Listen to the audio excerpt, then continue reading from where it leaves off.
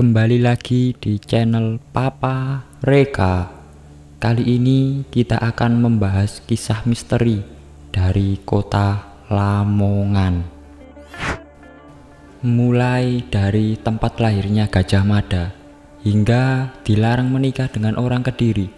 Bahkan kota ini juga menjadi saksi tenggelamnya kapal yang dijuluki Titanicnya Indonesia, yaitu kapal Van der Wijk. Dan kali ini admin CNDY akan merangkum beberapa kisah mitos dan misteri dari kota Lamongan yang dipercaya oleh masyarakat setempat hingga sekarang.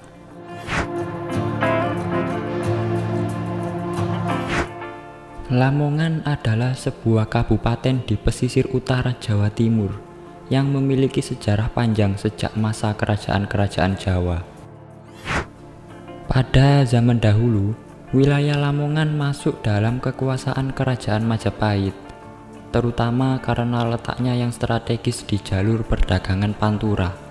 Setelah runtuhnya Majapahit, Lamongan menjadi bagian dari wilayah kekuasaan Kesultanan Demak dan kemudian Kesultanan Pajang. Nama Lamongan berasal dari nama tokoh pada masa silam, yaitu Hadi. Hadi memiliki nama lain yaitu Mbah Lamong, sebutan yang diberikan oleh rakyat daerah tersebut karena Hadi dikenal sebagai orang yang pandai ngomong rakyat, pandai membina daerah, dan mahir menyebarkan ajaran agama Islam. Oleh sebab itu, ia banyak dicintai oleh rakyatnya. Sebelumnya, Hadi merupakan salah satu santri kesayangan Sunan Giri IV yang bergelar Sunan Prapen. Setelah ilmunya dirasa cukup, Hadi dipercaya untuk menyebarkan agama Islam di kampung halamannya. Diketahui juga bahwa Hadi merupakan putra daerah asli yang lahir di Dusun Cancing, Desa Sendangrejo, Kecamatan Ngimbang, Lamongan. Seiring waktu, karena keberhasilannya dalam berdakwah, Hadi mendapat pangkat Rangga yang berarti pejabat, sehingga namanya menjadi Rangga Hadi. Perkembangan selanjutnya, Sunan Giri IV atau Sunan Prapen mengumumkan wilayah Kerangga Lamongan ditingkatkan menjadi kadipaten pada 26 Mei 1569, di mana Rangga Hadi lantas diwisuda menjadi Adipati Lamongan pertama.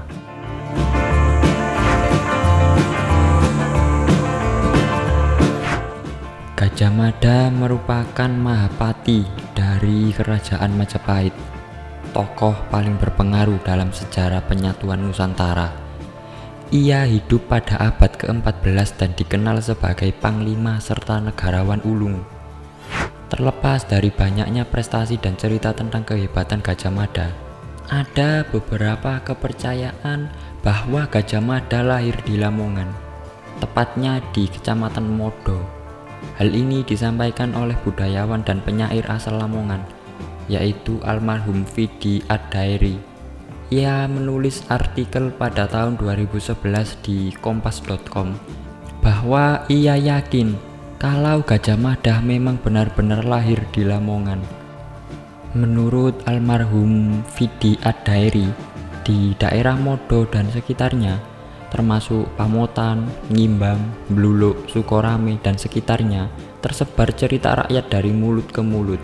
Dan kisah ini sudah turun-temurun dari dulu hingga sekarang, yang mengisahkan bahwa Gajah Mada adalah asli kelahiran daerah Modo, Lamongan. Teori ini didukung oleh bukti yang sangat kuat dengan adanya makam ibu dari Gajah Mada, yaitu Dewi Andongsari, yang berada di Bukit Gunung Ratu, yang dimana lokasinya tidak jauh dari Kecamatan Modo. Berdasarkan cerita dari masyarakat setempat, Gajah Mada dilahirkan oleh Indreswari alias Dewi Andongsari. Ibu Gajah Mada ini juga dimakamkan di Bukit Gunung Ratu.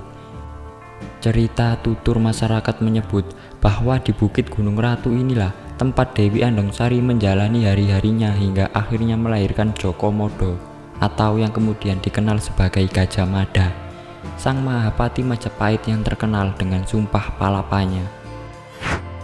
Masyarakat sekitar situs Gunung Ratu percaya Dewi Andongsari adalah nama samaran dari Indreswari, salah satu istri selir pendiri kerajaan Majapahit, Raden Wijaya.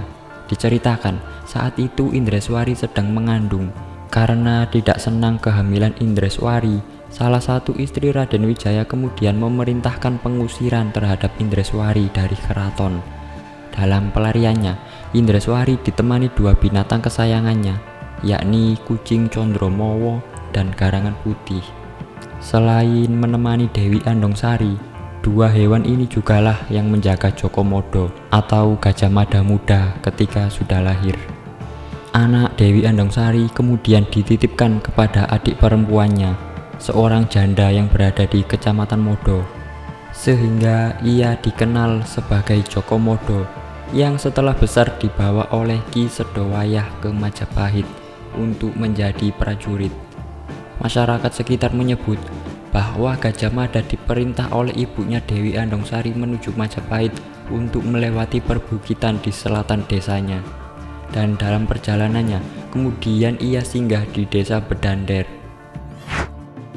Setelah Gajah Mada menjadi bagian dari pasukan Majapahit, pada saat pemberontakan Rakuti, Gajah Mada berinisiatif menyembunyikan Raja Jayanegara ke desa Bedander.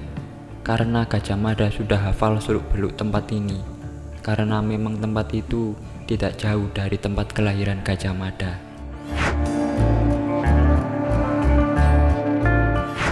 Di Lamongan ada mitos yang dipercaya hingga saat ini, bahwasanya warga Lamongan dilarang menikah dengan warga Kediri.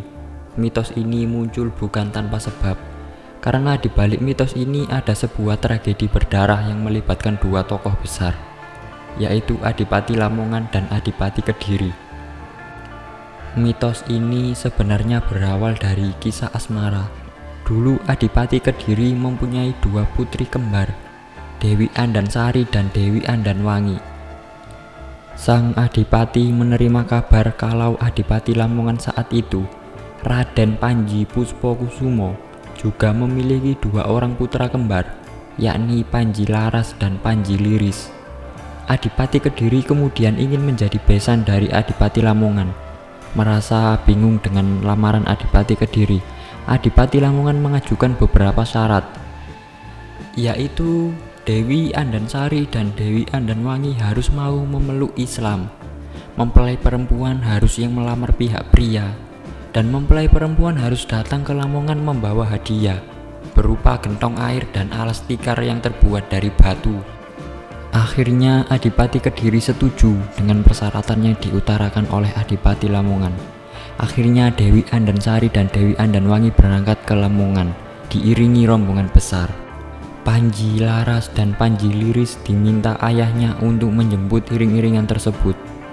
Saat rombongan dari Kediri tadi memasuki wilayah Lamongan, kebetulan pada saat itu Kabupaten Lamongan sedang mengalami banjir yang disebabkan meluapnya Kali Lamong, sehingga Dewi Andansari dan Dewi Andanwangi terpaksa mengangkat kainnya sampai paha agar kainnya tidak basah. Akibatnya Panji Laras dan Panji Liris bisa melihat kaki dari Dewi Andansari dan Dewi Andanwangi yang ternyata berbulu lebat, sehingga Panji Laras dan Panji Liris menolak menikahi mereka serta meminta untuk rencana pernikahannya dibatalkan.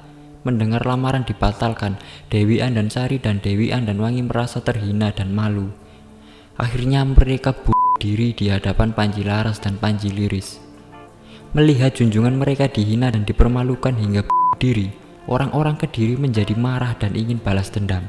Balas dendam terhadap Panji Laras dan Panji Liris. Perang di antara kedua belah pihak tidak dapat dihindari, hingga berujung terbunuhnya Panji Laras, Panji Liris, serta Adipati Lamongan, Raden Panji Puspokusumo. Sebelum gugur, Adipati Lamongan Raden Panji Puspokusumo berpesan agar anak cucunya tidak ada yang menikah dengan orang Kediri. Dan itulah yang melatari mitos larangan orang Lamongan menikahi orang Kediri.